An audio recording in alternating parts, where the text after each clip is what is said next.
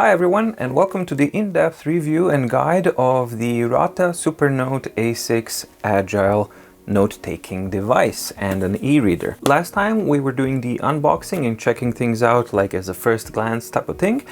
This time, as tradition goes, and the stuff that you actually guys like and what I like to do is we're going to take a very deep dive into this device, and we're going to cover all of these positives, negatives, and try to reach an overall conclusion about this device. What's it like, so that you guys can judge for yourself and see if Ratta Supernote A6 is for you or not. So let's get going.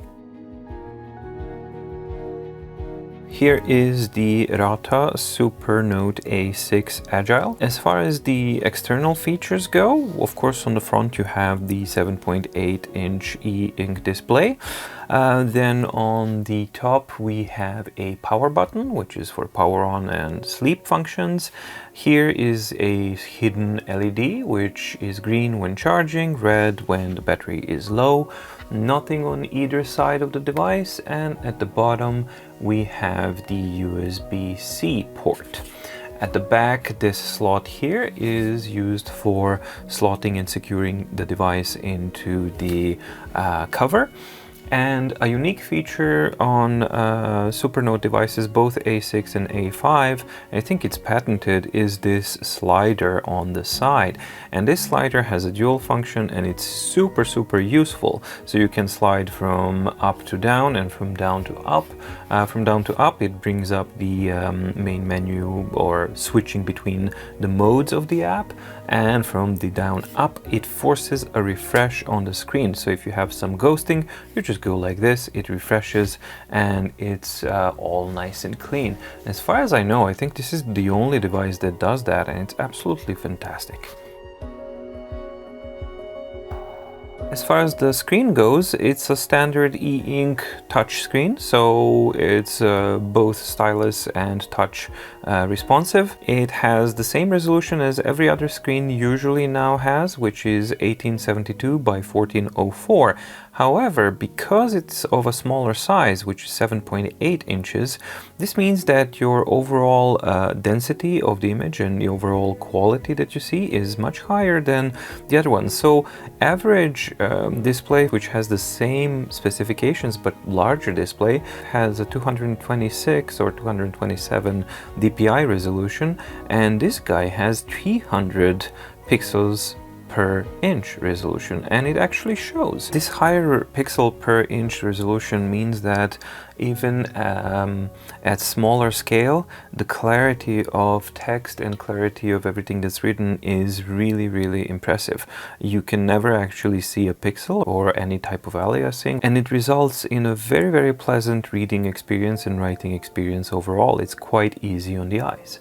There is no front light at all, or backlight, and I am a huge fan of not having that because I don't think those work. The screen is pretty much flush with the surface. Between the edge of the screen and the actual screen there is some height.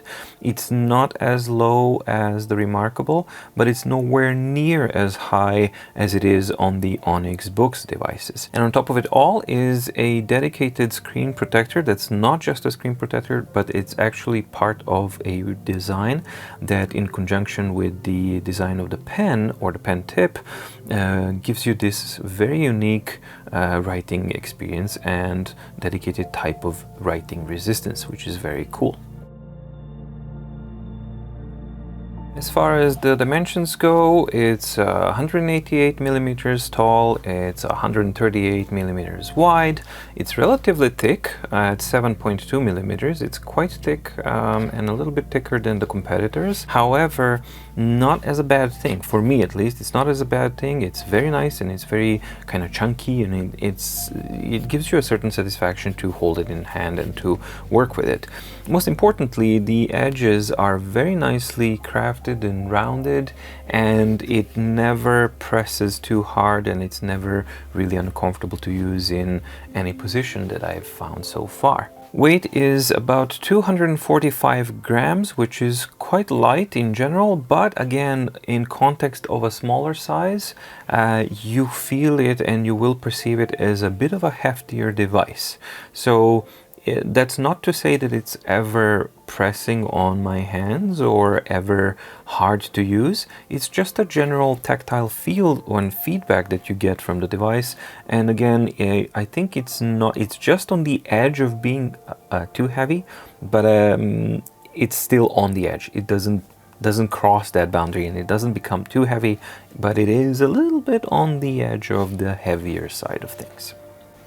As far as the hardware specifications of the device go, it has an IMX6 1 GHz single core processor, 1 GB of RAM, and it has a hefty and really welcoming 32 GB of storage.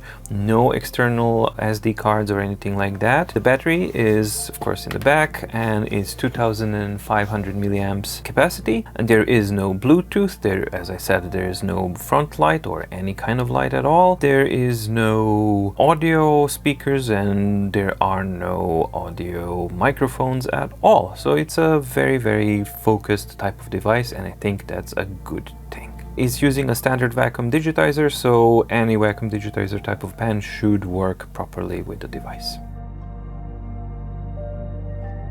Now for the pen. This pen that I have here is called the Heart of Metal series, and I think it costs $49.99 US, and it is an optional extra. However, the device itself, the pen that it comes with, is of no lesser quality. This is a little bit more fancy, but the standard stylus, I don't have it, I would show it if I had it, but the standard stylus also is fully made out of metal. It has the same type of ballpoint that's used here, exact same type of system, and the only difference is that on the bottom it has a clicker, so you can actually retract and retract the ballpoint end when traveling and not using. However, this one, Heart of Metal, it's absolutely stunning. It has this beautiful Supernote logo here, very nicely, precisely made. Everything is just pure metal, as mentioned before. There's a pure sense of satisfaction about everything that you do. The clip, the lapel clip, is very nice and tight. The overall manufacturing is completely flawless, and once you take it out, same as the other one, you can just unscrew, and inside is the actual patron that you can change if something happens. But the important thing to know is that this ballpoint end doesn't spend itself. You don't need to replace anything, so it should in theory last you a really long time. And in the Heart of Metal, this is the only plastic bit that you have, and it's manufactured very nicely, holds the grip very tightly, and it gives a nice type of a feedback. One of the things, my absolute favorite things, is that there's some sort of cushioning inside here. I don't know what kind of cushioning, but the pen goes normally, and then as it inserts here, it gets into this resistant phase, which is soft, and then you just go click, and that feels so good. It's absolutely stunning, and I'm not the only one. Other people who've tried it as well, their first impression was like, wow, the pen, and then it's like, oh my god, that feels so cool. So I really like the attention to detail on the pen is absolutely spectacular, and I think other companies should really pay attention and up their game as far as the styli go, because this is by far the absolute best stylus experience that I've seen any writing device offer so far. When combined together, this dedicated screen protector, which is nice and soft, and the hard plastic ballpoint end, they give you a very unique, maybe not paper-like type of experience, but a very unique and satisfactory and really great overall writing experience. Whether it's authentic like paper or not, that's a different discussion. But generally speaking, when you're using this device and when you're writing, it gives you a unique and definitely satisfactory type of experience, and just the right amount of resistance, good sound, and pretty much everything else works well. So I think as a combination it works excellent. When you get your Supernote device for the first time and you do the first startup, you will be greeted with the first startup procedure, which I haven't filmed, but generally speaking is the standard procedure. You choose your language, you set everything else, you get to connect to a Wi-Fi, and you do need to set up Supernote account, which helps synchronize the device, and it actually is quite useful. So a very, very similar type of experience and approach like with the Remarkable. I don't think that the user account is required, and you have other ways of connectivity to share the data between these things, so that's a good thing. Once you move past the entire first startup experience and the setup, initial setup, overall guide will greet you with the note screen, and it will instruct you to click on the plus button to create your very own first note, and it'll take you into the note and show some of the tools and things like that. Right about this time you will start noticing one of the weird things. So far the devices that come from Chinese dedicated market don't have the best translations overall, and this is something that's really, really noticeable on Supernote. It's a little bit on the extreme side, and in some cases it can create a bit of a confusion, especially in the user manual, and more on that a little bit later on. But initial startup experience is designed very, very well, and it guides you in a perfect way. There's nothing wrong with it. It's just the translation itself can be taken a little bit as confusing, and that's something that's quite easily remedied. So hopefully some of the future updates will remedy that, and then the startup experience is going to be top-notch. Once we get into our Supernote, and the experience should be exactly the same on A6 and A5, it doesn't really matter, they run the same thing, so it should look exactly the same as well because it's the same resolution. You will probably remain here in the note screen, and one of the very first things that you should understand about Supernote is that it does not have a dedicated home screen like all other devices. It simply got away with the home screen. And at first you might find that a little bit like, oh no, why?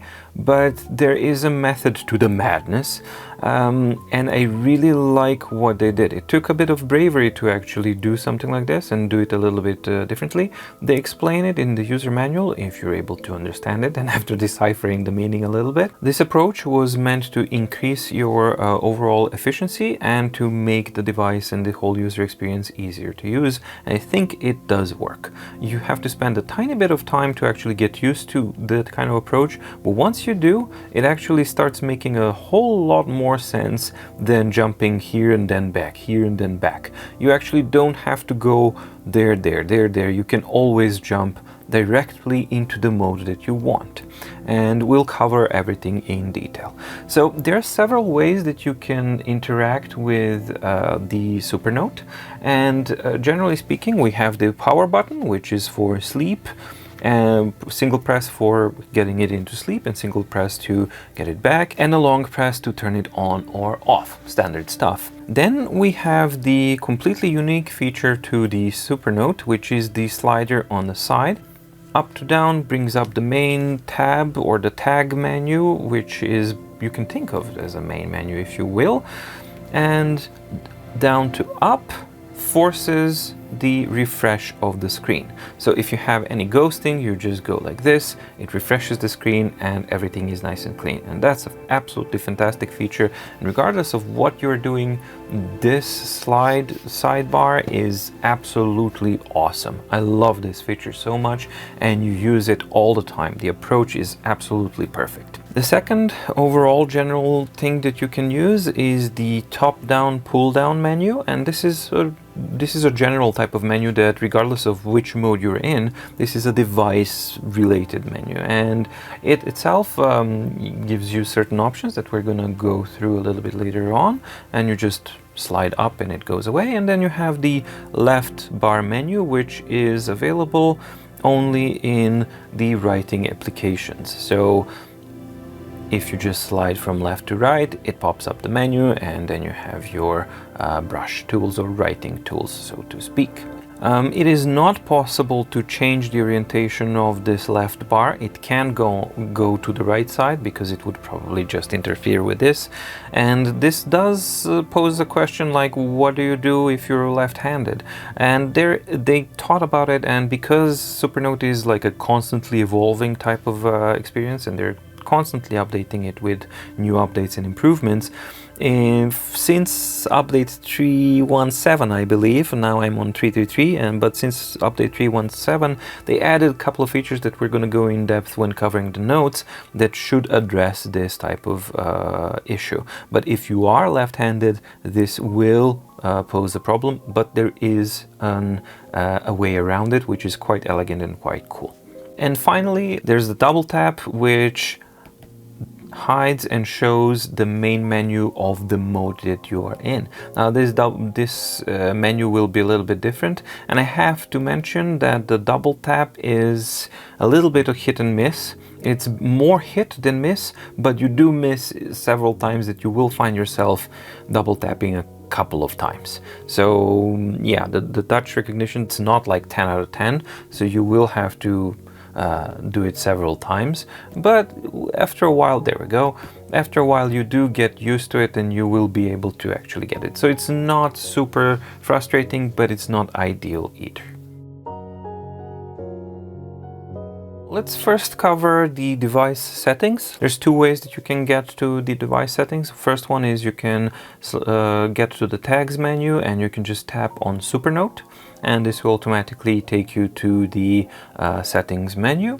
And the other way of getting there is from the top-down menu. You can simply click on either user or settings. They both get you to the same place. So either the user icon or the settings, it all gets you to the same place, regardless of where you're coming from. In my account, you can specify personal information such as nickname, your avatar, and all these kinds of different types of things.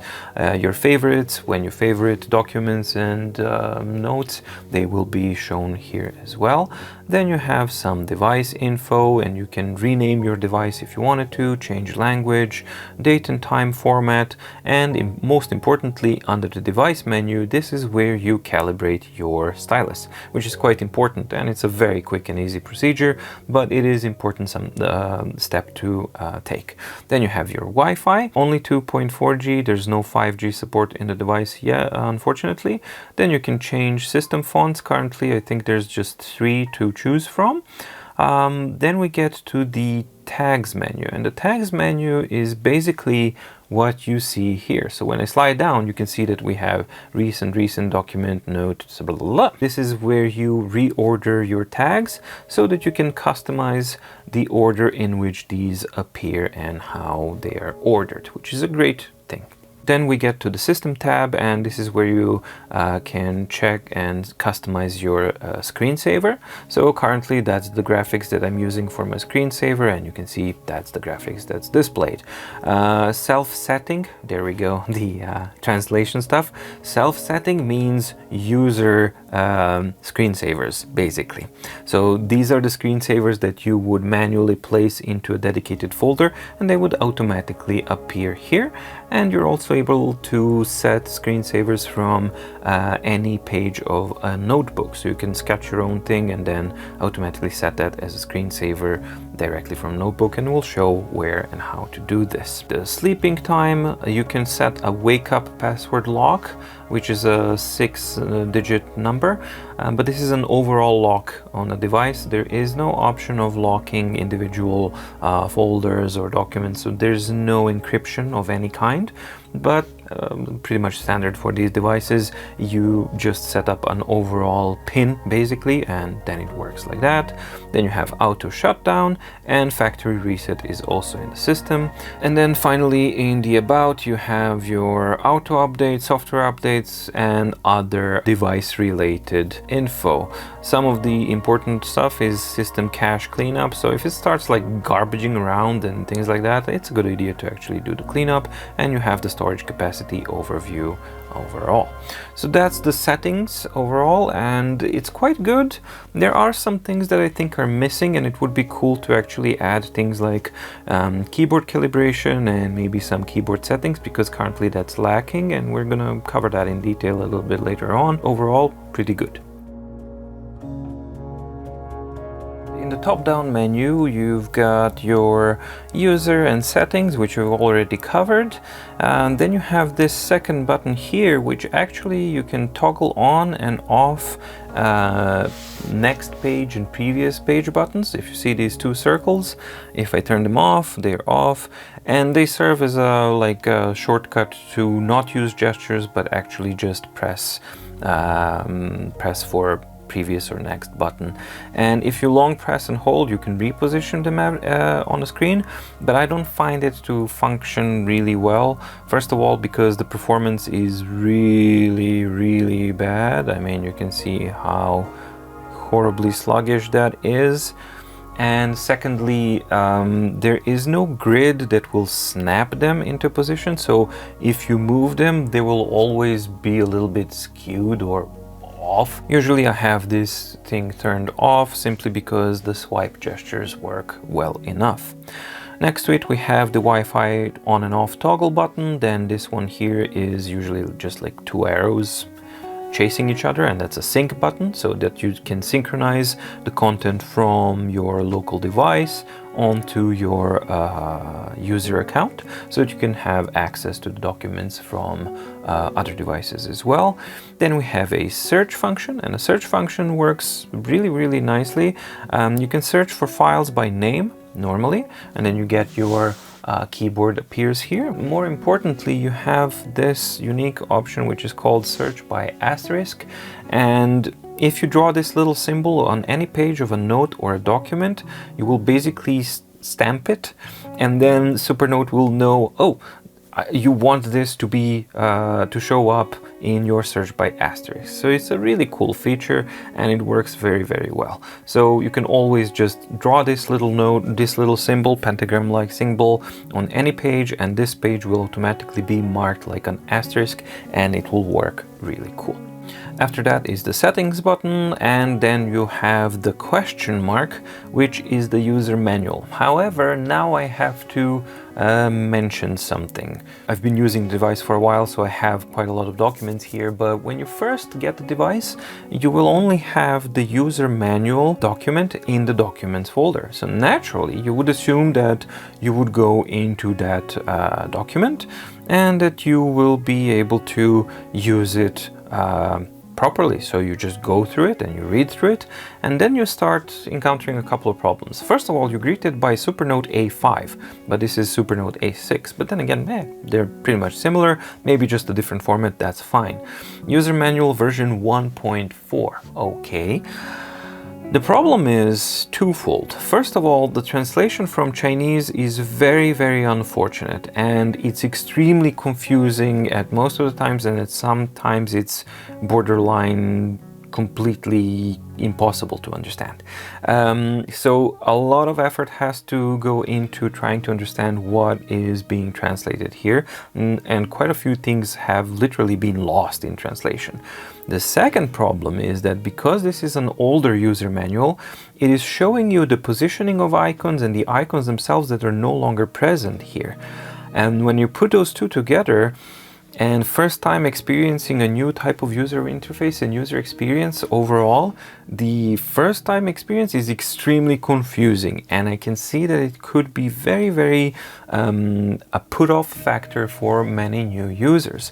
Now here's the good part. In the pull-down menu, if you go to the question mark, this brings you to the current and proper user manual, which now says Unified Supernote because it applies to both A5 and A6, and more importantly, it's user manual v2.5. And in this user manual, you will still have the unfortunate translation, which has been slightly improved. I have to say it has been slightly improved, but still a little bit shaky. But more importantly, when combined with proper placement of icons and illustrations and everything like that, then things start to make sense, and then it's actually quite usable. So just remember, don't use the one that you will find in the documents, use the one from the pull down menu and the question mark, and you'll be fine. Or better yet, use this video as a guide. Finally, in the top-down menu, you will have this bar here, and that's a gradient of contrast. So you can actually touch and change the contrast itself from minimum all the way to maximum. And on the text itself, it's quite noticeable, and you can actually see it as a form of thickness of sort. But at maximum levels, it can make it a little bit harder to read. And but I guess if you have like a really weak scan type of a copy of a PDF or something like that, then that comes in to be useful. However, I found the default value, which was around here, not to work that great and a little bit too strong. But more importantly, it didn't work great with the images. And at first I thought it was like, oh, well, it's not really handling images that well, which is not true. It handles them perfectly. It's just that the contrast was simply too high. You lower the contrast, and as you can see, the images are rendered quite beautifully. So that's just something to keep in mind. The left menu works only if you're in a mode that supports writing of some sort. Generally speaking, that means in a document or in a note, and in some special cases like dual screen, split screen, and calendar or something like that. For example, if you are in a home overview menu of either documents or notes, you can slide all you want, it will simply not appear, but as soon as you are in a mode where you are, it just is there and you slide it in or out. I'm just going to go through a general overview, and we'll cover the functionalities of these when we get into a note so that we can demonstrate exactly how they are working. From top to bottom, first three icons are our brushes, and I don't care what they're called. What they do is, this is a brush that is not pressure sensitive, this is a brush that is pressure sensitive, and this is a highlighting marker. We'll demonstrate how they work. Then we got three types of erasing, like brush eraser, area eraser, erase the entire page. Then we go on to four different brush sizes that work either for the brushes or the eraser. We got three shades of color, light gray, gray, and black. Then we got undo, redo, region select, move, and copy tool, and button for hiding the menu bar entirely. Let's first cover the documents mode. So let's say that you're in some other mode. How do you get into your documents? You simply use the slider from up to down, and then you tap the document mode. Depending on what you were doing last, you will be either taken back to the document home or main screen, or my document screen as they call it, or you will be taken to the page of the last document that you used. And that's one of the really awesome features of the overall user experience. No matter what you do, whenever you switch back between modes, it remembers where you were last. So you are very able to switch back and forth quickly between different types of operations. And I think it's a really smart approach on how it works. However, let's describe the modes and what they do. This is the general home screen of the document, or my document mode, and this is where you will see all of your currently uploaded documents on the device. There's several things that we can do. We can sort them by name, we can sort them by time, we can sort them by size, and we can also change the display so that they are either displayed as icons or as a list like this. Next to each one of these guys, we have the little star, and that's basically favoriting our documents. Pretty standard stuff. The navigation is swipe left and right to just go, and you have the page indication 1 out of 2 at the bottom, very clear. And then we can also organize our documents into folders, which you can create by using the folder plus button here, or you can go into the multiple select mode, which is basically your edit mode, and then you can select multiple documents, and then you can either move them into a folder that you just created, you can delete them, or if a single document is selected, then you can just choose to rename it and name them any way you want.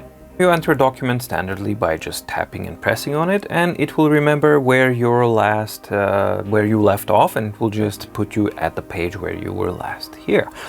General navigation is super easy. If you're using gestures, it's swipe left and right for a page next and previous, or you can use the top-down menu and bring out those buttons if that's something that you prefer. The double tap that I talked about before works in Document and Note, and by default you will always have your mode-specific toolbar at the top. The top menu works like this. This top left button is the button that gets you back into the home screen, so to speak. Then you have the title of the document, and then we get to the actual tools. And depending on what type of document you're using, it's going to be slightly different between EPUBs and PDFs. Currently, Supernote supports only EPUBs and PDFs. So this is an EPUB, and I'm going to switch back and forth so that you can actually see and compare. And first we have the search function for EPUBs, and this is the exact same thing like the overall search that we've looked for, except this time you can search by text or by asterisk as well. If you are in a PDF, you will notice that the top menu is similar but slightly different. And then we have the search, but this one is a search icon with an asterisk kind of icon, and it symbolizes that you can only search PDFs by asterisk. So at the moment it's not able to search PDFs, or I wasn't able to perform a search by text in PDFs, regardless if I loaded a PDF that was true PDF with text or a PDF with scanned images. Of course, it won't be able to search for text in a PDF with scanned images, but it wasn't able to search for text in normal PDFs either, which is a little bit weird. You should be aware of that limitation. Icon next to it is our table of contents, and when I press it, depending on how the document is formatted, it will find a table of contents or not. Now, it's not really that great as far as PDFs go, again, and a lot of devices are having quite a few issues with the table of contents in PDFs. I guess it's not fully standardized or something like that. I really don't know, but all I do know is that, for example, a PDF that Remarkable will be able to recognize table of contents, this guy doesn't for some reason. But on EPUBs, for example, when it does work, let's go into the time machine, then you can press the same icon and you get your table of contents. But then again, maybe not recognized fully, because this one didn't really work that well here, but the same EPUB, if I upload it to Remarkable, I get a full table of contents that works really well. And this is a problem because it's inconsistent, and it's definitely not a problem of the documents themselves, because tried and tested, they work. The table of contents works on other devices, but on Supernote it has some issues. So definitely some improvement should be added there. You have the little arrow next to the catalog, so the table of contents can either show the actual table of contents or the bookmarks themselves. So once you bookmark a page, and I'll show where that's done, your bookmarks will appear in the table of contents under the subcategory of bookmarker. This is a little bit counterintuitive until you figure out where it is, but once you do figure out and learn where it is, then it actually makes a lot of sense and it works well. Next to the table of contents and the bookmarker, we have the formatting of your documents, which again will be different depending on EPUB or PDF document that you're reading. But for EPUBs, you have your standard document formatting. So if you go into the format, you will be able to choose between 4 different fonts. I don't know if you can import your own fonts. I've tried to look, but I couldn't find an answer to that. Then you can change your font size between 7 different sizes, row spacing between 3 different types of row spacing, and your margins can be narrow, standard, and wide. That's all as far as the settings go, and this generally works really well, but you have to be aware of 2 exceptions. If you add your asterisk like this, it will recognize it. It's embedded in a page, and if you do annotations, which we will cover a little bit later, but if you do any of these 2 type of markings in your document. If you try to change the formatting, you will get an error message that simply says that text annotation exists and it's not possible to change the reflow, simply because these are locked to the page numbers and it's not able to recalculate where's what. So if you get something like this, then you need to delete, unfortunately, you gotta delete all of your annotations and you gotta get rid of your asterisks by simply deleting the strokes, and then you will be able to change your formatting. Well, oh, he's a little bit bugged. Let's try again. There we go. So I was a little bit too fast, so you gotta give it a little bit of time to actually process that, and then you are able to change your formatting again. In the PDFs themselves, this is a little bit different, and it's basically a resizing type of function, and you can use the actual size, which is the full size of the document. By default, it will try to snap to size, which is really cool, and it works really well, especially on this small size. So whenever you go, it will automatically do this, and it will just fit it as best as it can. And once you get rid of the top menu, then it offers for a really good reading experience. The resizing is gonna depend on your document, the performance itself, and I really find it to be very difficult to use. So if I wanted to use as a custom size, sometimes it works, and if you are able to grab it, you can just resize it as you would normally. But if it doesn't, you know, grabbing that handle is really difficult. I've literally never been able to grab it by the finger to make it work. I've never been able to make that work, ever. And the only way that I can actually get it to work is with the stylus, and even then it's not a given, so it's a little bit hit and miss, but you know, it's not that easy. There we go. And can I now move the whole thing? Damn it, I can't. I mean, really, you should be able to just move this whole thing somewhere. It just is not working properly. Now, I'm not trying to belittle something or nothing, but I'm just, you know, trying to use this as a user normally should, and I'm not able to. So this one simply is barely functioning, and it's not a great type of experience. Once you actually get it, then it actually works, but the problem is that when I'm using this type of formatting, it's simply cutting between the pages. It's not offering me an option to see the page of the in this type of magnification. So it's not possible to actually magnify a document entirely. And for me, while I was working on this, I think that the only two modes that work properly is the default one, where it conforms to the actual size, and that works great, or the actual size itself. Resizing and custom sizes on PDFs don't really work at this point in time. Next to the resize function, whether you are in an EPUB or a PDF, you have the standard bookmark, and it will be fully colored black if it's a bookmarked page. And as described before, you can find your bookmarks by going into the table of contents and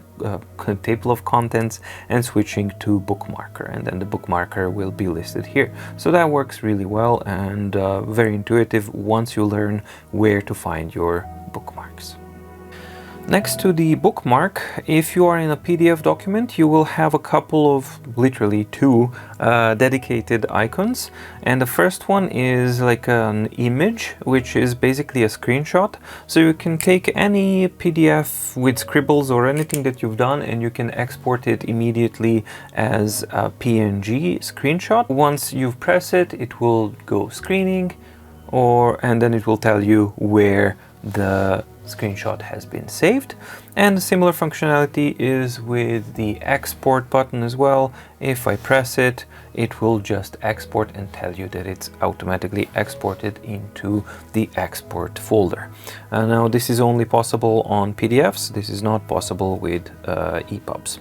And finally, we have this last little icon, which is like a link plus or minus. So if I press it, it will switch into link minus and it will just tell me quick links added. And what this does, it actually adds a certain page of a document into this list here of quick access. And now this one has been added, TC Electronics page 3, but if I press it, it will quick access deleted, and now when I go back to my quick access, it's gone. So you can think of it as a super handy, super quick type of bookmarking that's just like quick access, as it says. And this functions exactly the same on notes, PDFs, and EPUBs as well. Documents have a dedicated split screen functionality that works on EPUBs and PDFs regardless, and it works like this. You take your pen and you just draw a horizontal line, it doesn't have to be super precise, and it will automatically split the screen in two. And I've been writing something here, but usually you will get, this is the first screen that you will be greeted with. So the upper portion will still be your document and you will be able to navigate it normally. So it's not invisible. You will be able to simply continue where you left off, and it's possible to actually just continue reading like this, while you can write your notes underneath here. And you can see that the navigation is still exactly the same like any other. So I'm able to navigate between pages of my notebook and the pages of my document as well. Now here's a bit of a problem though. So you exit the split screen by using the X button here. And where are these notes? Well, if you go into the note menu, you will see that I have a new notebook called Time Machine here. And if I press it, that's the stuff that I was writing here, and it also has the pages that I've added. Now there's a couple of issues here, and I don't know if you've already noticed. So for example, if I go into the note here and I have it formatted so that it's using a template with the lines, right? So that I have lines where to write. If I go into my document and I go into split screen, I will always, regardless of what template I'm using in the actual note, I will always have a blank slate here, no templates whatsoever. I think that's a bit of a problem because it's an inconsistency and it's definitely not something that works well.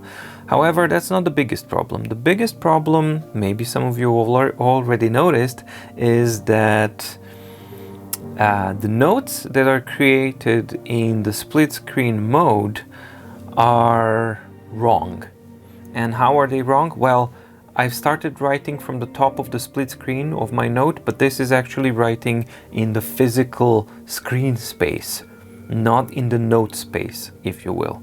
So what should happen is that when I'm starting to write at the top of the split screen note, this text should be at the top of the note that I get exported. Furthermore, test, this will be completely invisible. So I've updated this one. So this is my test in the invisible part, and this is the visible part, right? So let's just put this here.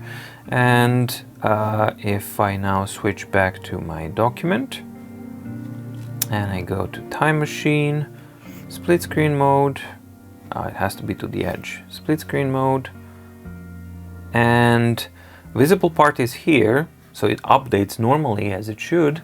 However, all of this stuff that's there in the note, it's gone. So I really think that this should work in a completely different way to have those templates, and that this here represents not the screen space but the actual note space. So when I start writing here, that I get the coordinates of the note itself and it's translated into the coordinates of the note itself. Then I think it's going to be far more usable. Otherwise, the notes that you make here in the split screen mode are hardly usable because everything is going to be at the bottom half of your notes, and that's kind of not fully finished, I think.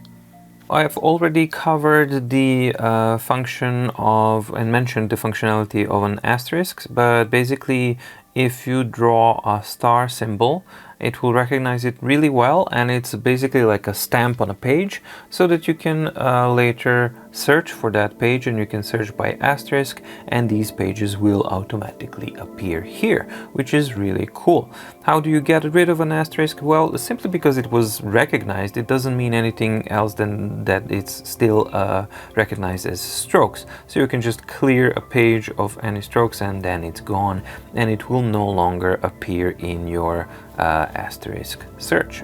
It will be simply gone. The second thing that you can also do with documents, EPUBs or PDFs, it doesn't matter, is to annotate. And you annotate a document or a section of a document by adding brackets. If I open up a bracket there and I close it here, it will find stuff, but it's again tripping out.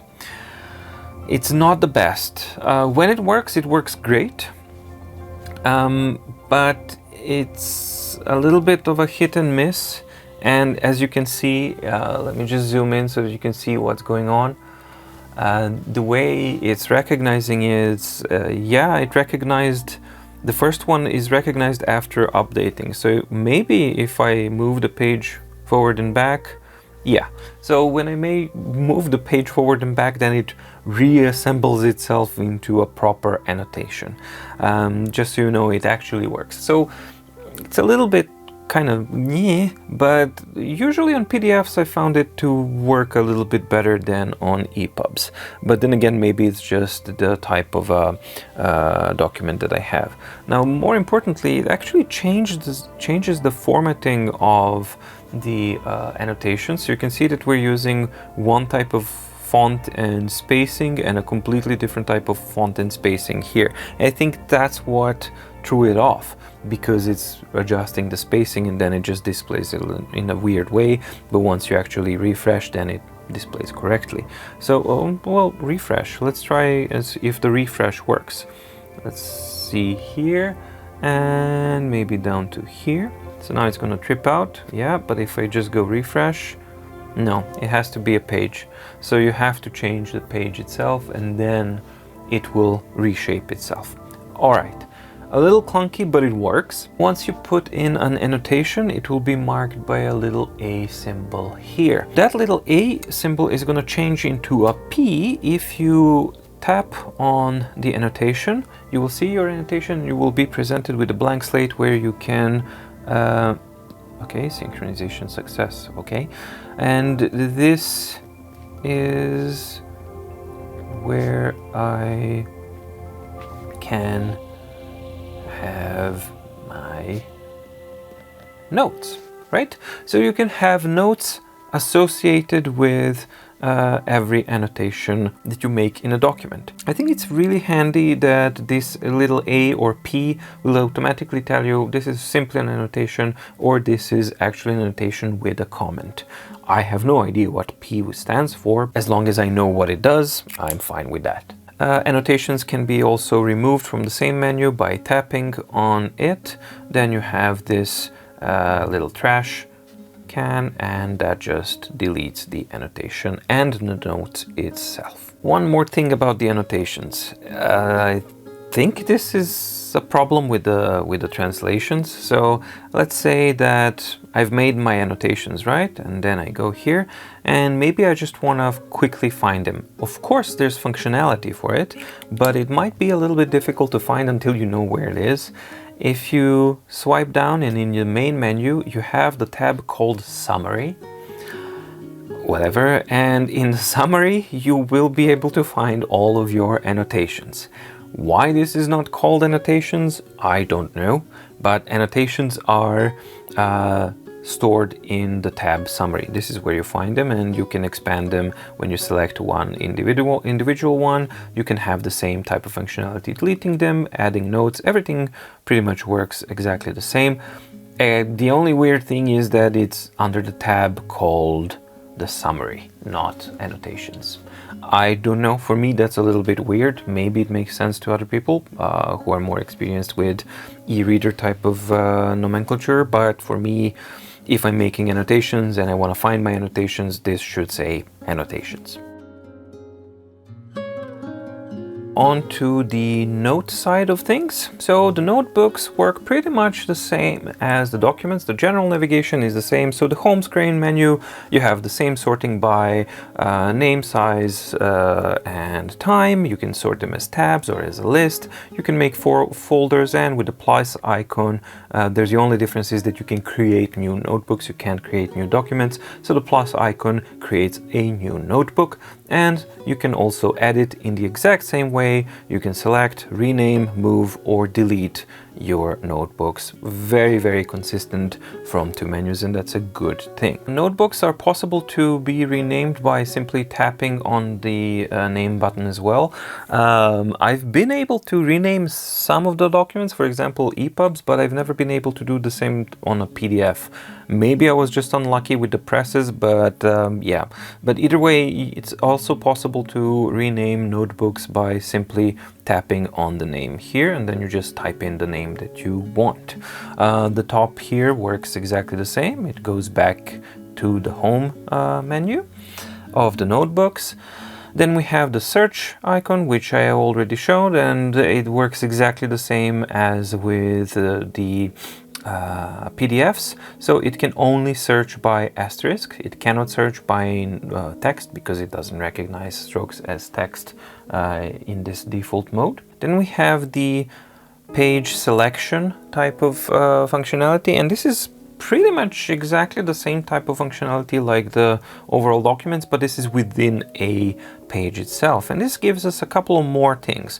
We can have a single selection or multi-selection of pages in our notebook, and we're able to export or share or QR code share, so export, email sharing, or QR code sharing in formats as PNG or PDF. Very nicely laid out, extremely simple to use, and I think that it works really good. Next to it we have a little icon with an S on it, and this is basically styles. And styles are the name that is used in the Supernote universe for templates. So basically you can choose your style, and it comes with a couple of really useful normal type of styles. Not too many, not too little, and they're perfectly adequate and super usable. It's also worth noting that adding custom styles in Supernote is really easy, and I'll show when I use the USB connectivity. But basically, if you just create a PNG of a specific format with the correct resolution and you put it in the correct folder, Supernote will simply recognize them, and those styles will become available in this button here. I hope somebody from Remarkable is also watching this, because that's how things should work. You shouldn't need to use SSH or anything else like that. You should simply be able to dump in a PNG template, your own custom PNG template, into a dedicated folder, and the device does the work for you. You don't force your users to do that. Are you listening, Remarkable? Then we get to the first weird one of the bunch, which is the copy icon, and let me just show you. So I'm now on page 4 out of 6, and if I just press on copy, I get this, and it's like, okay, so I can copy to, I guess I can copy to a document. Now I'm guessing that because I know, but this menu means copy the page that you made to which document. Some little helper text would be nice, wouldn't it? So that we understand what it is that we're doing.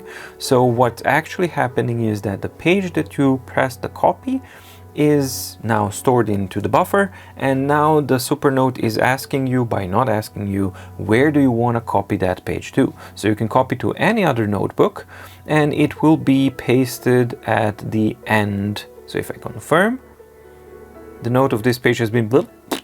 It's way too fast. You don't even, there's no way to actually read this.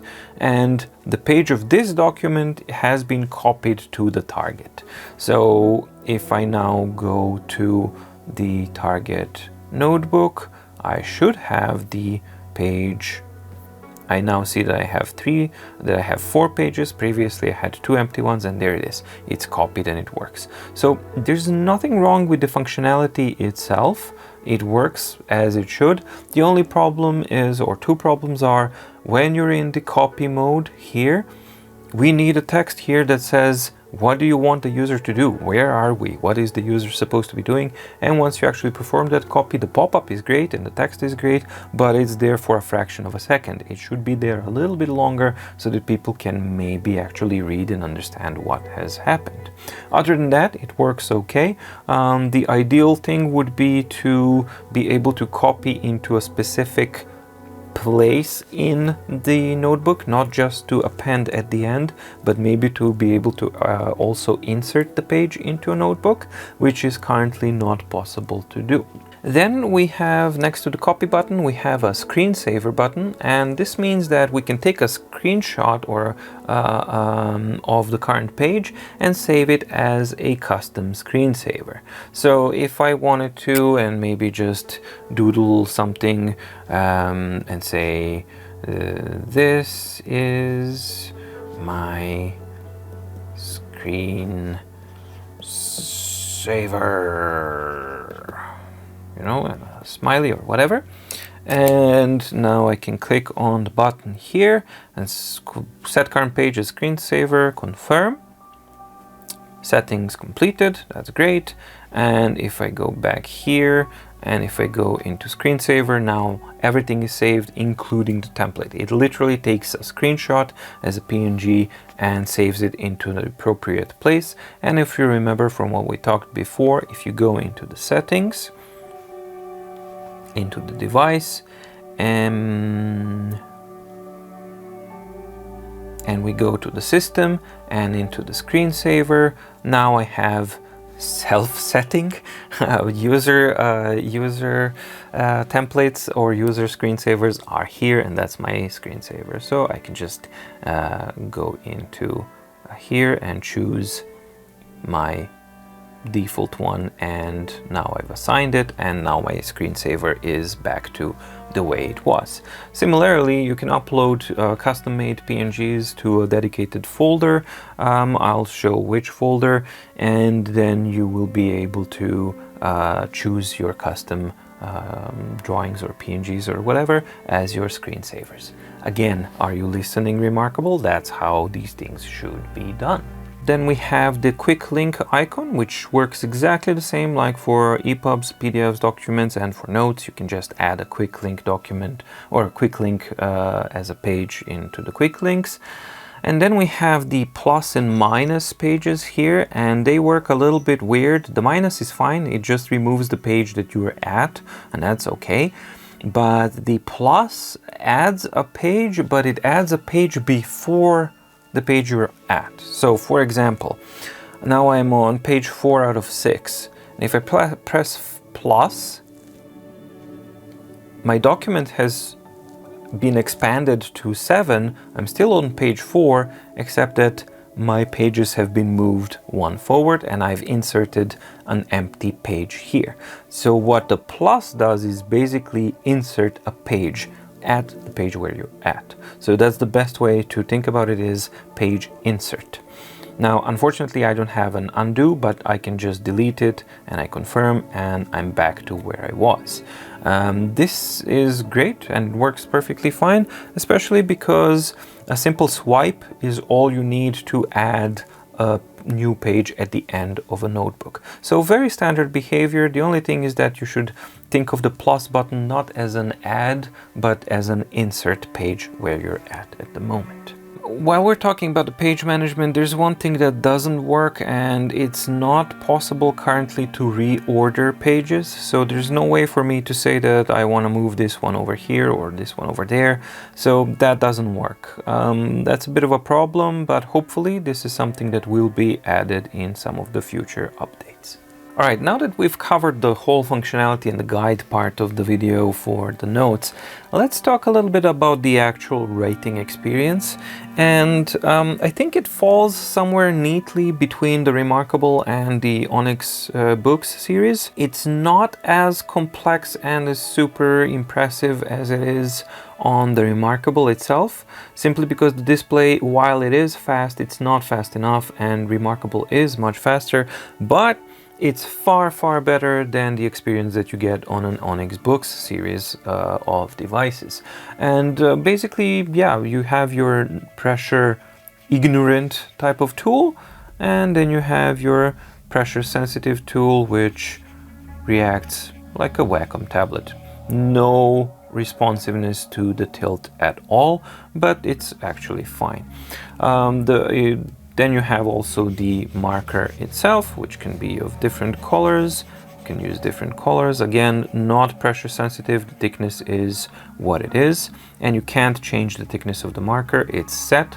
That's a little bit of a shame. It would be nice to actually be able to change the thickness so that the marker is a bit higher or wider or more narrow.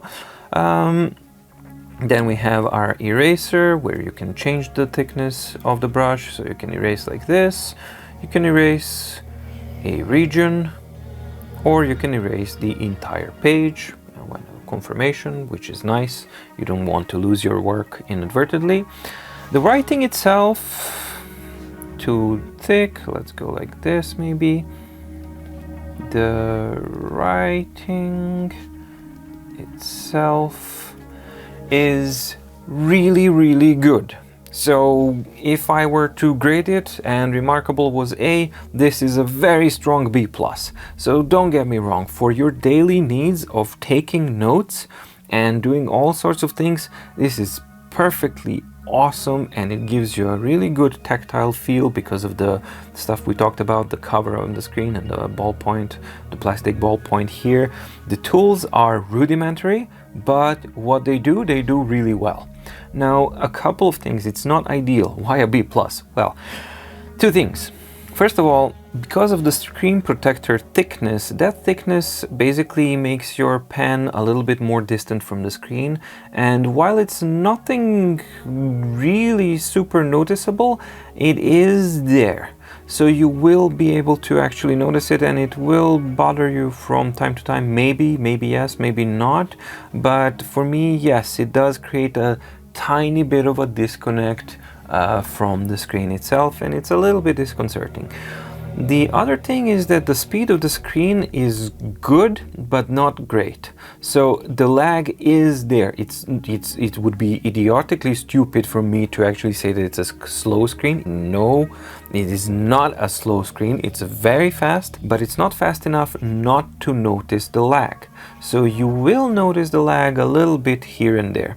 Now, these two things combined, the little space, the height between the screen from the thickness here, and the tiny bit of lag which is present there, it's minute but it is there, has a really weird consequence. And the consequence is that my handwriting or the handwritten notes on Supernote look consistently more messy here than on a Remarkable device, for example, or when writing on paper. And I don't know why that is, but it is consistent, and it's a little bit weird, but it is what it is. That being said, I think that the writing experience is very good, and it will get you through if all you're doing is taking notes, and it is a note-taking device. This is not a drawing device, this is a note-taking device, and as such, I think it works excellent. It's really excellent. Yes, it's not absolutely perfect, but I think that's more than fine, because what it does and what it offers, it does its job really well. While the Supernote doesn't have layers, for example, you can cheat a little and take a look at this. For example, you can cheat the layers of the colors. The colors are not added on top, they're basically always just a grayscale, and you can play around with that like layers. So the lightest gray is always at the bottom, so it's the bottommost layer. Then you can think of it, it's not the bottommost layer, but you can think of it as a bottommost layer. Then the normal gray will always be on top of the light gray, and the black will always be on top of the light gray and the gray itself. So that means that if I wanted to paint light gray on top of black or on top of gray, I can't, it doesn't work. Same thing with the gray on top of black, nope, not possible, but you can painted on top of light gray. So this thing, you can actually use it to your advantage and plan your shading if you want to do some drawing, and then it actually is a thing that you can use and draw a little bit. And combined with the eraser, you can add your highlights in that fashion, and then it will work a little bit better, and you can automatically get some kind of nice cool results with those shadings. Okay, so now we're gonna talk about something a little bit more convoluted, and the functionality is a little bit hidden, and it's described in the user manual and you can follow it, but it's a little bit tricky to get to, but it's super useful, and that's why I want to detail the use of it and make a guide for it here, because I think it's going to be extremely useful for a lot of people, and not just left-handed people, but this is going to be especially useful for people who are left-handed. So the problem with the left panel here is that if you're writing with your left hand, it's going to be constantly in the way, and you will probably trigger things all around the place, and also you might end up swiping your pages inadvertently. This is due to the problem that by default the Supernote is registering both the pen and the touch input, and it can get confused. So they've implemented from, I think, update 3.317, I think they implemented the touch off functionality. But when we're talking about the touch off functionality, we also have to talk about the smart eraser functionality, or the smart tool functionality as well, which is basically a floater. So let's just show one thing at a time here. If I double tap and hide my main menu, the touch off icon or on will be displayed. So if I tap on the touch on or off icon, this means that my touch no longer works, which is excellent. And now my Supernote will respond only to the input from the stylus. That's great. Now we no longer register input, which is exactly what we want, and we're still responding to the stylus. How do we navigate our pages? Well, you simply press the little arrows next to the page buttons or page numbers here with the stylus, and you go to the next page and the previous page. One problem is that it's still registering the strokes, so you will end up with some strokes around your arrows. It would be nice to actually just cordon off this area so that the strokes don't register. The jump as well works as before, and you can just press on jump and type in the number that you want to go to. So let's say page 3, and now I'm on page 3, and then I can go to page 4. Great. So we got navigation sorted and it works. However, how do I use an eraser? How can I erase things? Well, this is where the smart eraser, or they're calling it something really weird in the user manual, so I'm just gonna call it smart eraser, whatever. The way it works is very hidden and really weird, but once you figure it out once, and then it makes sense. Alright, so these are my standard erasers, and when I press and activate either of the region or erase tool, it will have this plus icon next to it. Now, if you press on the plus icon, you will get this here will appear. So the tab itself was going to disappear, and the plus icon is going to appear here. Now if I go into the full screen by double tapping, this is actually the floater toolbar that I have, and it's not just an eraser, it's an eraser, undo and redo as well, and it has 4 little arrows, and it can be docked to either of the 4 corners. So I can just flip it to the other corner, left corner, right corner, or at the bottom, and it's now here at the bottom. And it's super useful because in this mode I can have my touch off, so no touches are registered anymore. I can write.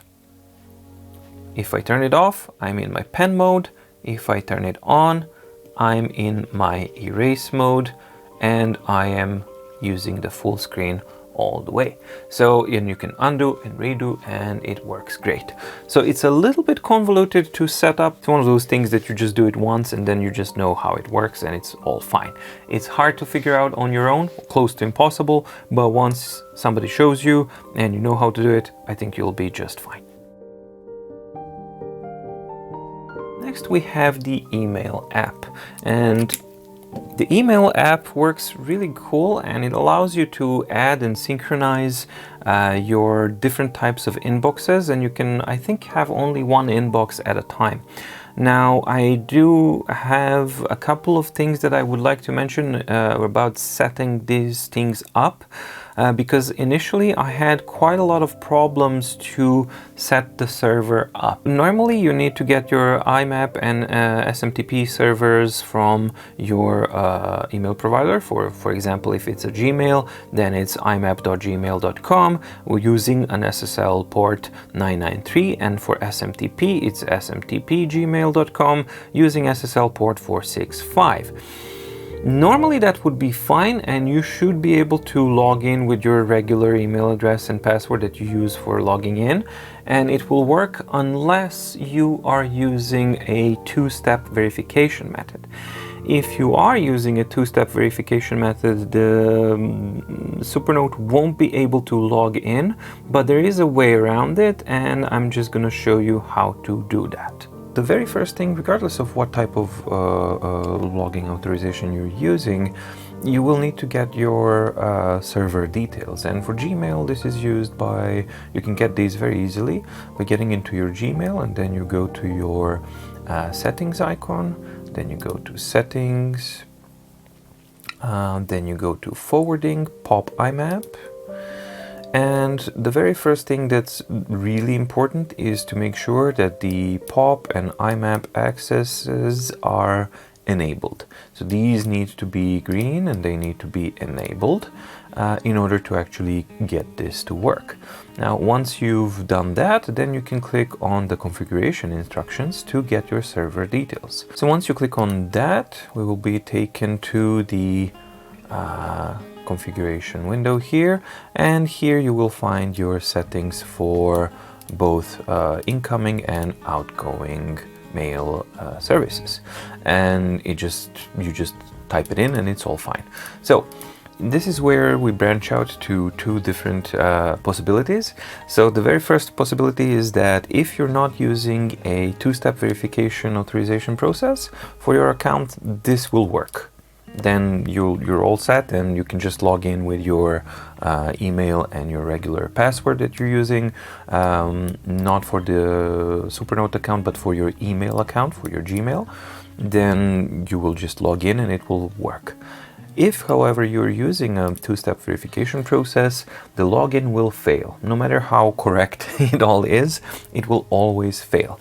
And the main problem, you can find it here. It says I can't sign into my email client, and we're getting these user credentials not accepted. And basically what we're looking for is this second solution. So what we're going to be using for overcoming the two-step verification process is something called app password. So once I click on the app password, this is where you will get your instructions for setting up the app password. And I'm going to include this link in the description below so that you guys can get there if you need to. But basically the way it works is you get to your Google account, then you go to security. Then in the security section, you go to signing in to Google, and you want to go to the app passwords section. If you don't have app password section here, then you don't have two-step verification process turned on.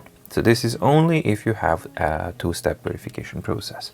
We are now in app passwords, and by default you won't have anything here. You will simply have this section here where it says select what type of app you want. So for our case it would be mail, and then you select what type of device, and since Supernote is not listed, you just go to other, you type in a name, Supernote A6 for my case, and you click generate. And when you click generate, what this will do, it will generate a 16-character randomized password that you can use for the device to log in. So what you would do then is use your regular email as the user, right?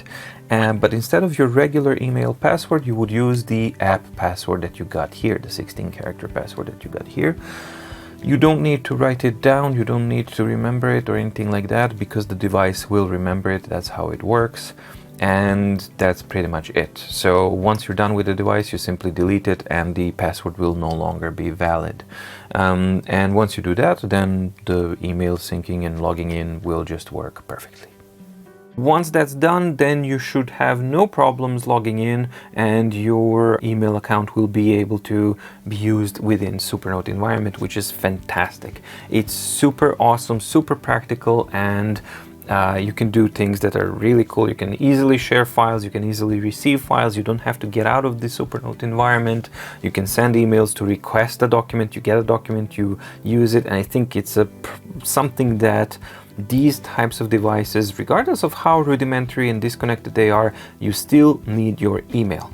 You need your email and you need your calendars, and people at Ratta understood that, that is an important feature of an everyday life. It's not a distraction, it's a productivity tool, and this takes it a bit of a step above as far as functionality goes when compared to Remarkable, for example. In synchronized settings, once your once your mailbox is set up, you can set up how many emails you want to synchronize, and I think you can synchronize up to 20 latest emails. You have the button here, pull your emails like in Outlook, and then you just synchronize, and that's pretty much it. And you have everything else works pretty much normally. The cool thing is that you can compose your emails, and you can use keyboard input like a normal input, and we'll get to the keyboard how it functions a little bit later. But more impressively, you can handwrite your entire email, and then it's sent. The body of an email is basically a handwritten note, which is super cool. I really like that.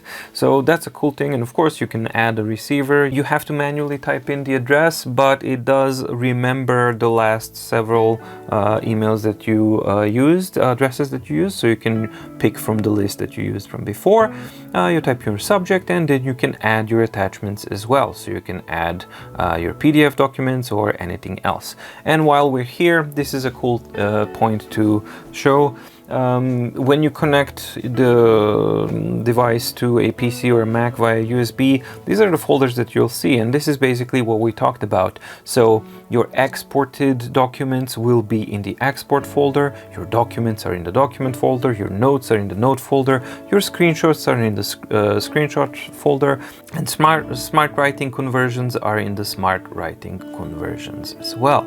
I think that the addition of email is a brilliant move on Ratta's part, because it just shapes this device into a much more capable device that you can actually use on a day-to-day basis, and yeah, that simple addition transforms its functionality in a very significant manner.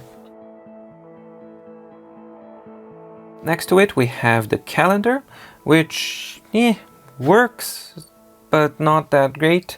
So one thing to know is that you can add general notes. You can have a weekly or a monthly calendar, and the notes are per week or per month. How do you use the calendar? You select the day, and while it is outlined, I think that the outline should be much thicker so that you can much more clearly see what is selected. Currently it's way too thin and super easy to not know where you are, because the difference is marginal. So just thicker outline would work really well. And once it's selected, then you tap on it again, and then it opens up the calendar where you can mark your activities and your tasks.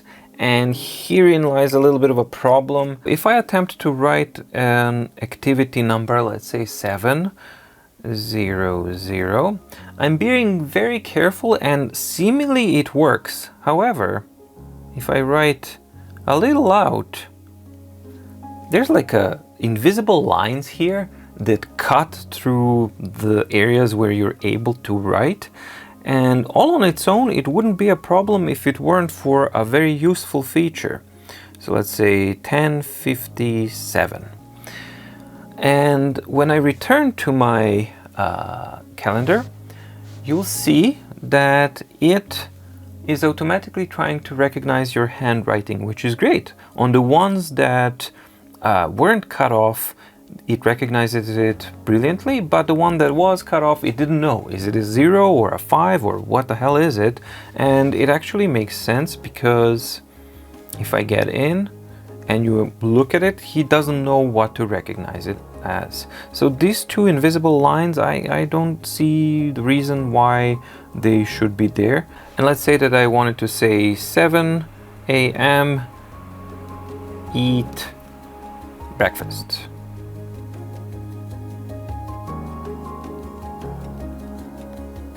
Right? Not that bad. Let's go. 7. And no matter what I do, the recognition is just gonna be, the text is, there's no way to introduce a space between the numbers in this. There's not enough room for this, and it's just never something that I could ever use. And I then kind of thought, well, okay, maybe it's not supposed to be, there's not enough room, so maybe I just don't write all of this stuff down. If I just type BF for breakfast and return, it doesn't work. I'm sorry to say, it just doesn't work. So that recognition, I think it would be cool to be able to turn it off so that it just works on the numbers or something, because whenever you start filling things in, it's just, your calendar is just gonna look like correct numbers and a bunch of gibberish. So at the moment it's very flawed, but I think once it's actually improved, it will be a thing that's quite useful. This leads us to the last option in the tags menu, which is smart writing. And once you enter smart writing, this is supposed to be the text recognition section. And just a general overview, it works like a collection of documents. So you can have smart documents, and it has a type of a document which is called smart document, and by default it's laid out in these grids, and the idea is that you can write each character in each grid. It should recognize it, and you have a series of different types of gestures that you can write to reorder characters all around the place. But the simple fact is that at the moment, for at least English, it doesn't work at all. You can switch between Chinese, English and Japanese. Now, I don't know Chinese or Japanese, but in English, this is my example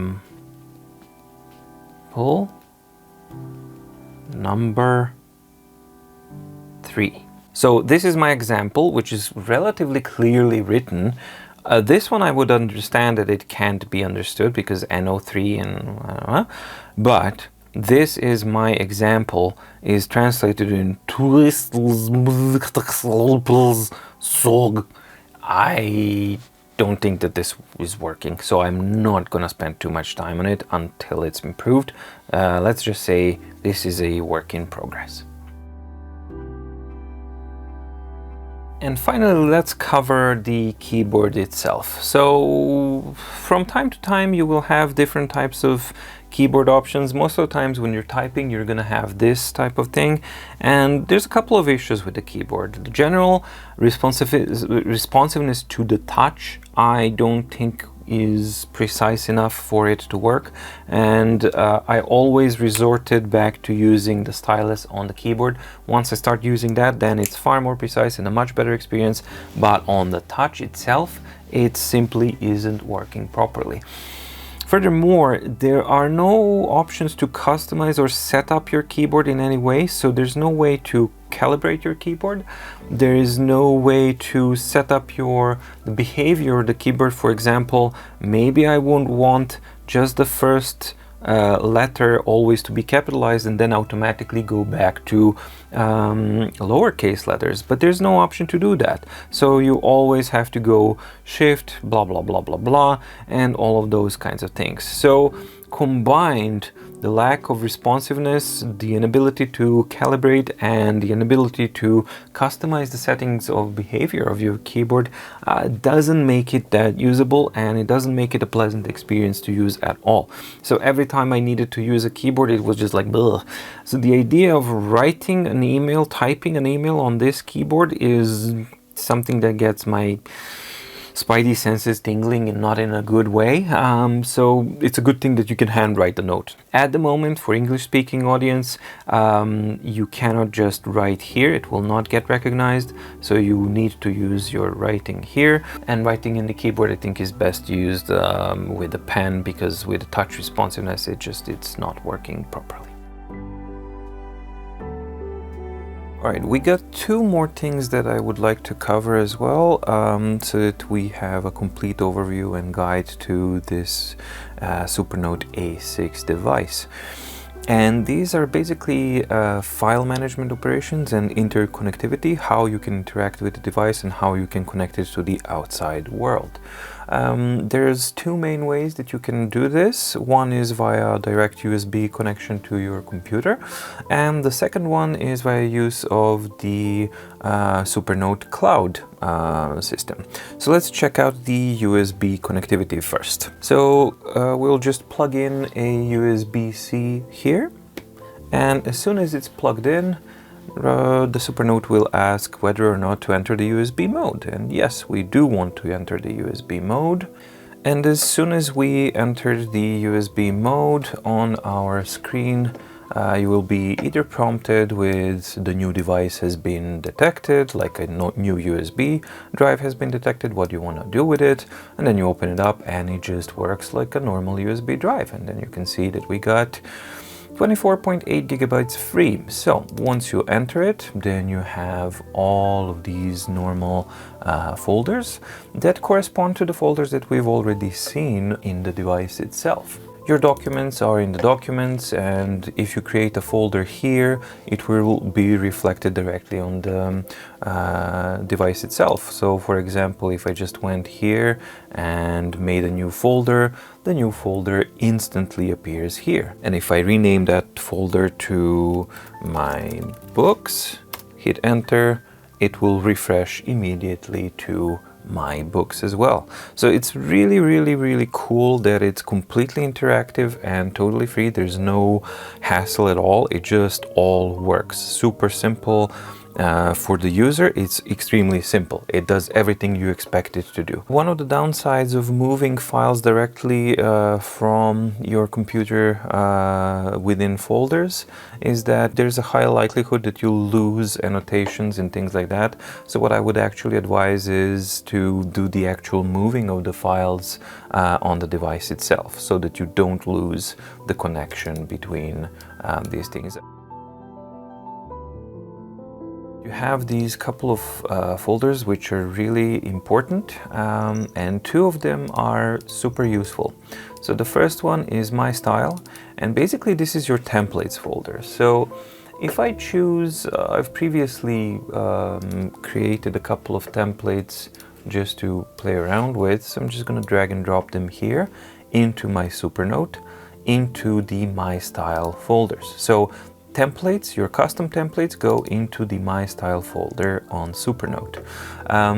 Couple of rules. The format of the template has to match the exact resolution of the screen, and that is the 1872 by 1404 resolution. So that's step number one, that's really important. The second requirement is that it needs to be a PNG format, and you don't want to use transparent PNGs. You want to have a white background on your PNGs when you're creating it. And the final requirement is the naming of the files. It cannot contain a space, and it cannot contain any special characters such as $signs or parentheses or question marks or anything like that. So just normal capital and small case, upper and lower case letters, no spaces, and the files will be recognized automatically. If the file doesn't conform to either of these three, then you can copy it all you want, but Supernote won't actually recognize them.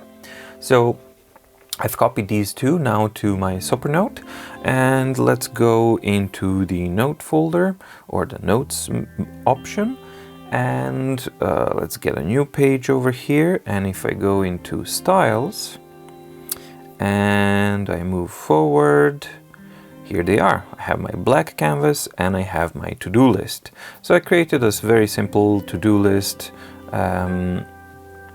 in Google Sheets, and I simply exported it out and it works. So of course, whoops.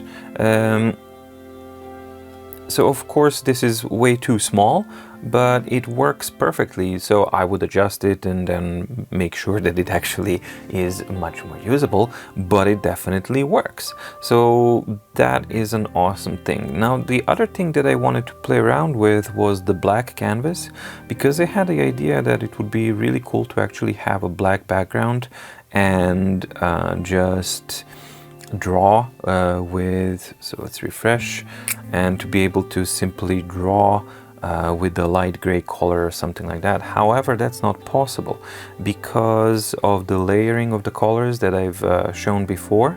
Black is always on top, so either one of the grays will simply not show at all.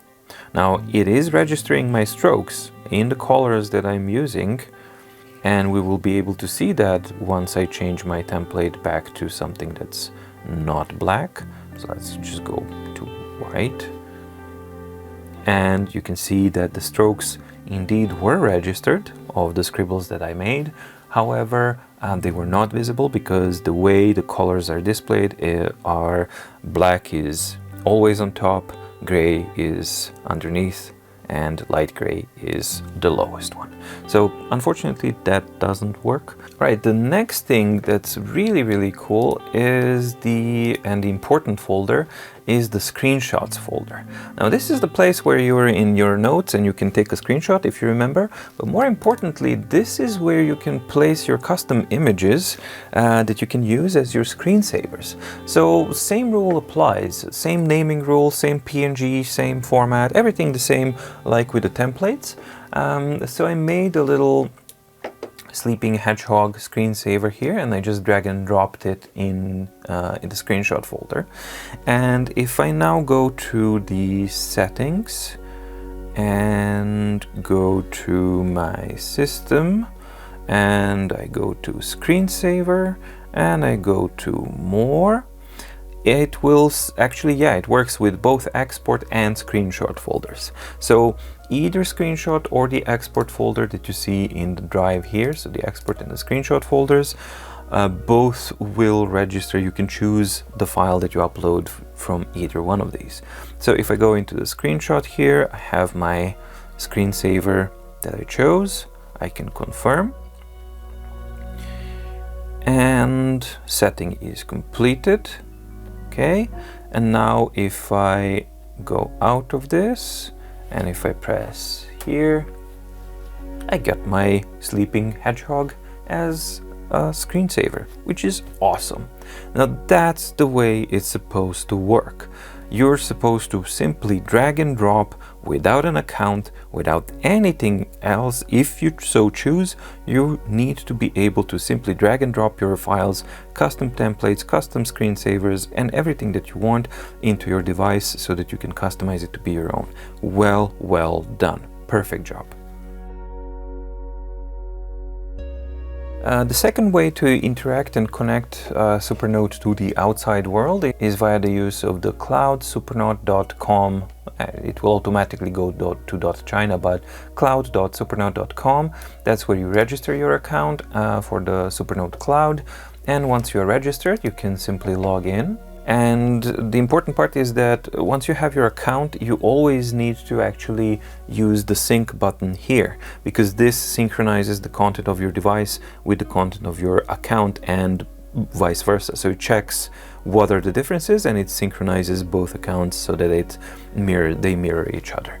So whether you change things on the desk online on the cloud Supernote, or you change things on the device itself, resync is always needed on the device to actually update the account and to retrieve things that you've changed. The synchronization is extremely slow. So depending on the amount of files and what it is that you've been doing, it can take really quite a while. And if we're talking about adding like 10 or 20 new documents or things like that, it's not uncommon that it can take maybe even up to half an hour. Dealing with the documents here, you can do everything as normally as you would normally on a direct USB connection, and you can upload files. You can't drag and drop, you must use the upload button. While I do prefer the USB connectivity for direct use, I certainly appreciate the option of having this account type of thing, because for example, if you don't have your Supernote with you and you're at work or someplace and you find documents or something that you want to transfer over, or templates or whatever, and you just dump them into your account, and once you go back home, when you have your Supernote with you, you press sync, and after a very long period of time, and once it syncs, you have all of that content right in the device. So I think they covered pretty much every angle here in a really good way, and I appreciate the existence of all of these options and how they have been implemented. I think that's a top-notch thing yet again for the Supernote A6.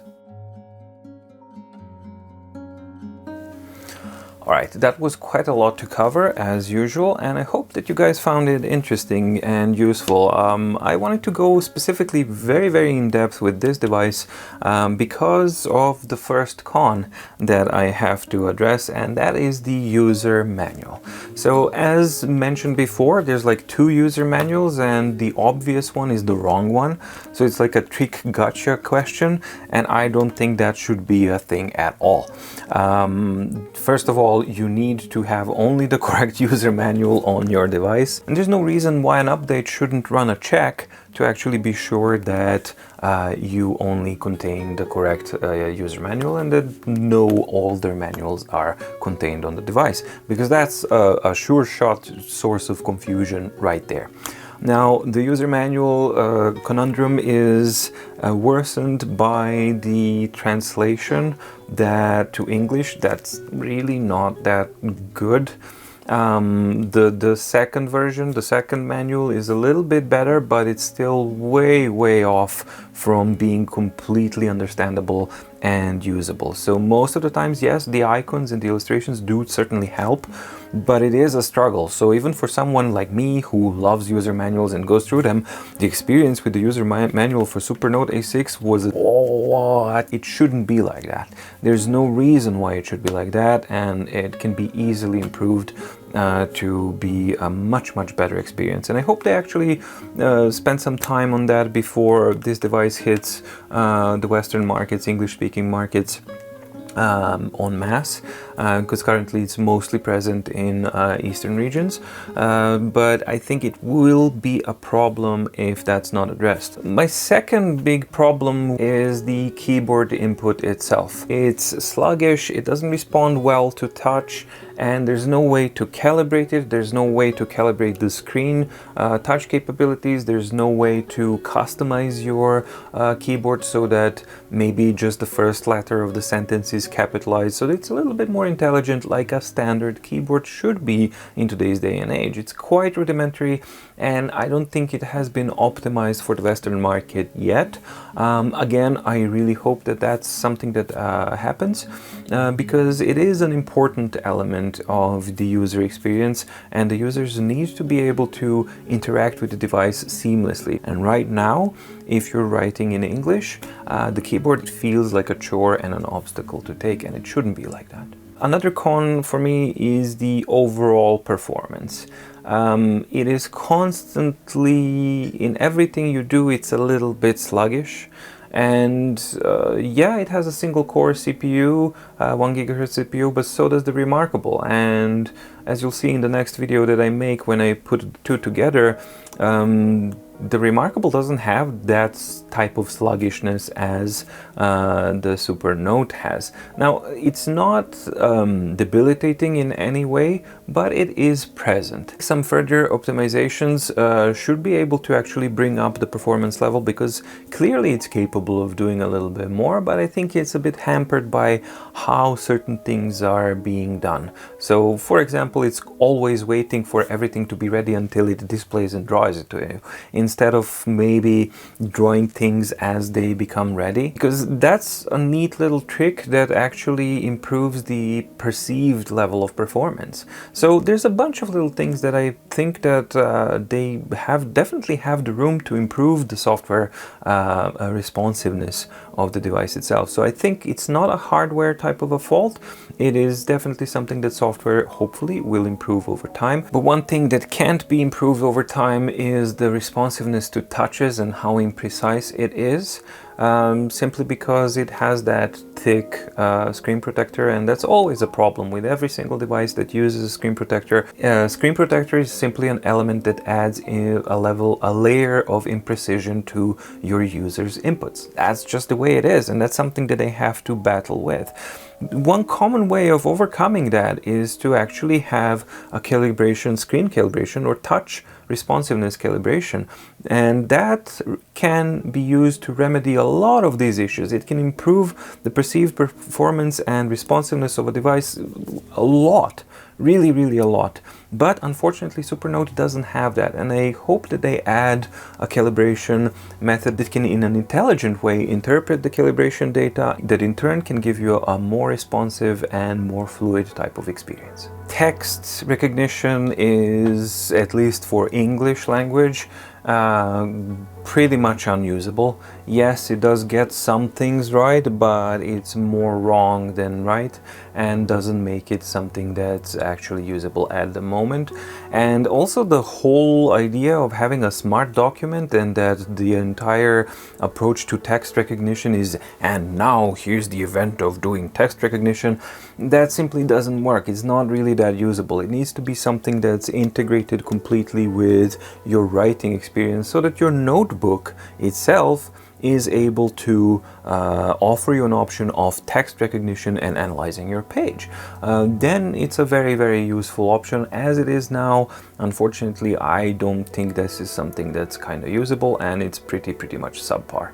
Table of contents is also something that's a bit hit and miss, and on the same document on certain devices will display perfectly fine, but on Supernote it simply won't.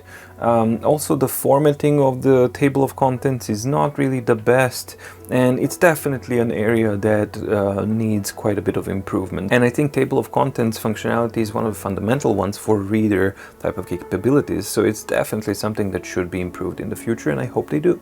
As far as note-taking goes and writing and all that kind of stuff, the note functionality is perfectly fine. However, if you want to take it into a drawing department, then I don't think that you can. It doesn't have layers, the brushes are extremely limited, and the color functionality, while you can do stuff with it, with the black, gray, and the light gray behind everything, yes, you certainly can do stuff, but it's unintuitive, and there's no reason why it should function like that. It's not the way you expect an app to work. I expect the paint to actually paint over.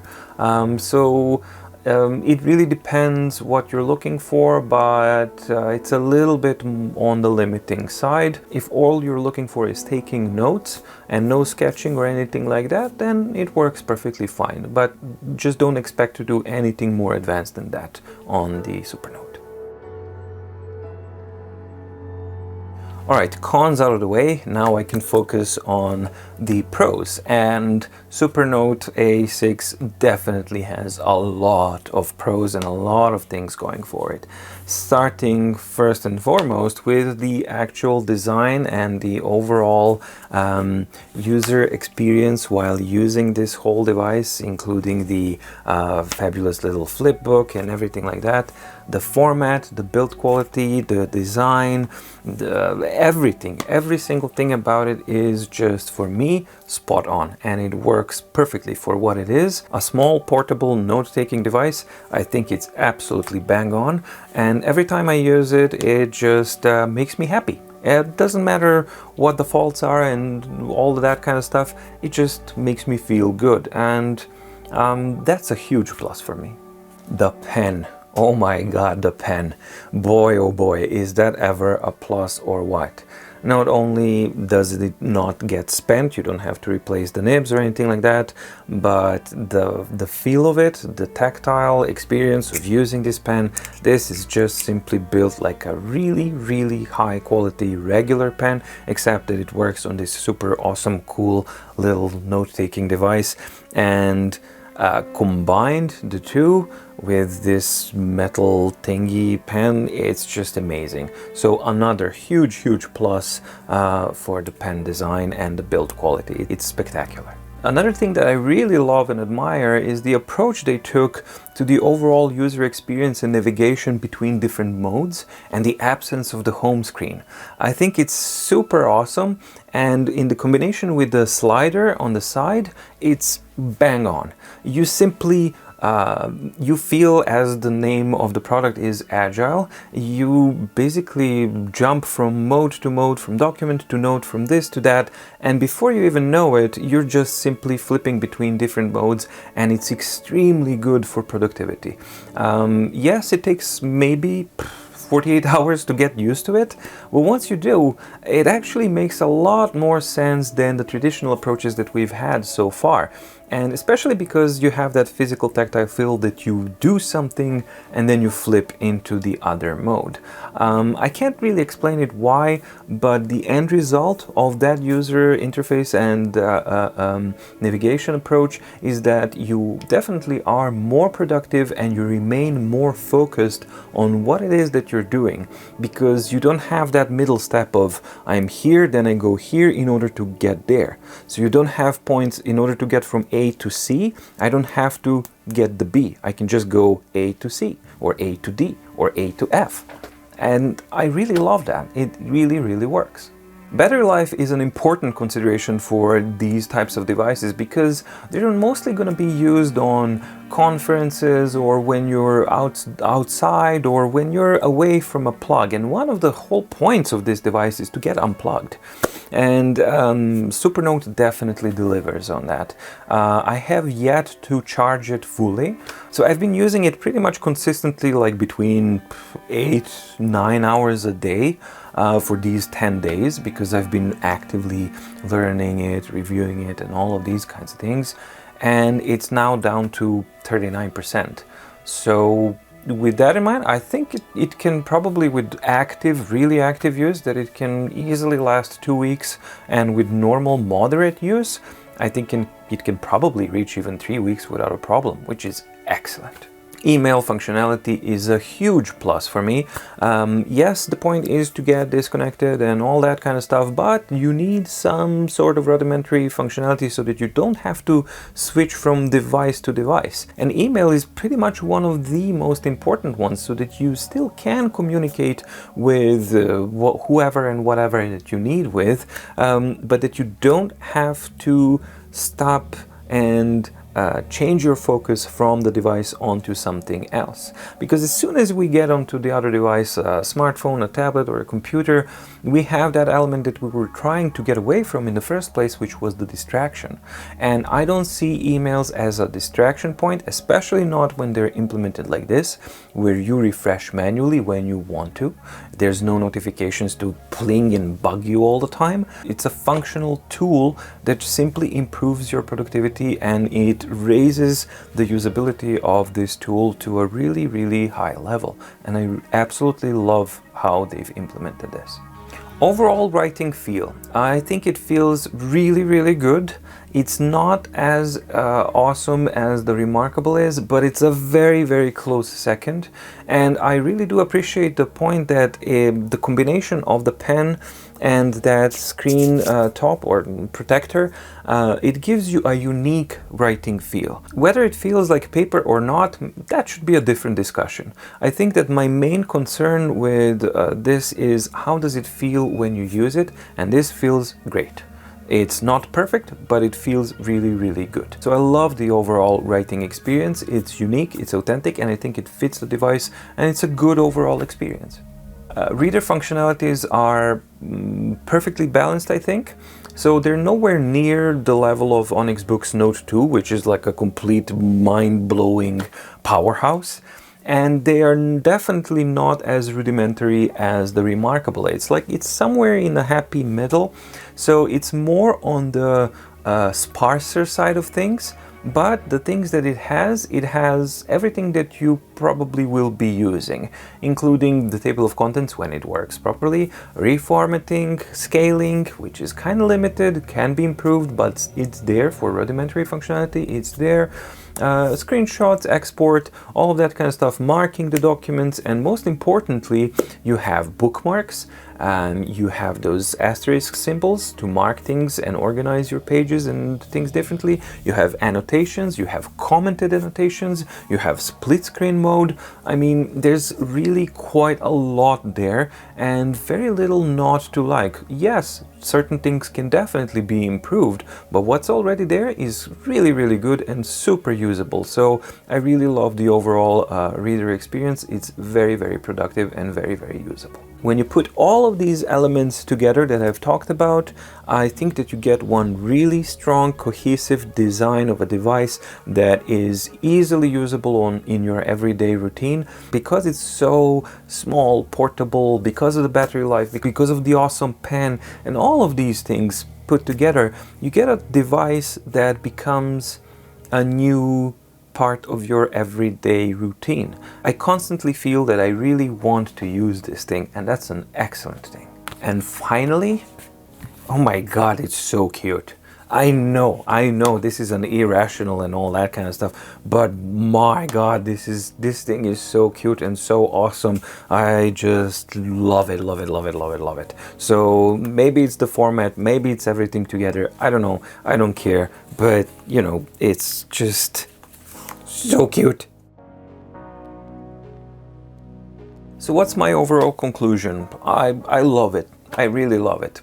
Can it be improved? Absolutely. And there's plenty of things that can and should be improved and hopefully will be improved. And here comes another thing, which is so far Supernote has a reputation that it has been consistently updated pretty much almost on a monthly basis, and they have a really good connection with the user base, and they really do care about their user base. So it's not unreasonable to expect that the device is basically an ecosystem that will continue to improve and evolve more users it gets. And I really hope that it does, because it's definitely a platform that deserves it. And if they continue with all of these updates as they've shown so far, and I'm looking forward to seeing where the device and the platform actually end up going. I'll be able to keep the device on a longer term basis because I'll be evaluating these updates. There should be some upcoming updates, I think in April or so, but yeah, stay tuned. And as soon as the updates come, I will be reporting them back to you guys so that you can also see how the platform is evolving,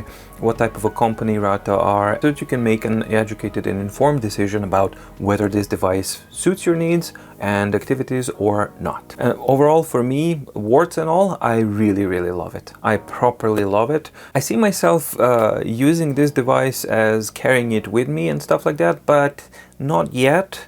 Only when the text recognition is improved a bit more and when the keyboard input is improved more, then I will be able to actually use it on meetings and all of these kinds of things. As it is right now, those two things are a little bit too clunky for me to insert it into my daily use, but I really hope that these fixes come in soon, because as soon as that gets in, then this one becomes my go-to, and it goes into my pouch and I carry it everywhere around. So I hope it gets to that point soon. Thank you so much for watching, and I really appreciate the support that you guys are showing. I'm really happy that you enjoy this type of content, because I truly enjoy doing this type of stuff. I love dissecting and analyzing devices and things, so thanks. If you like the video, please like and subscribe. It does help a lot, and see you next time when we're gonna pitch together Remarkable versus Supernote A6. See ya!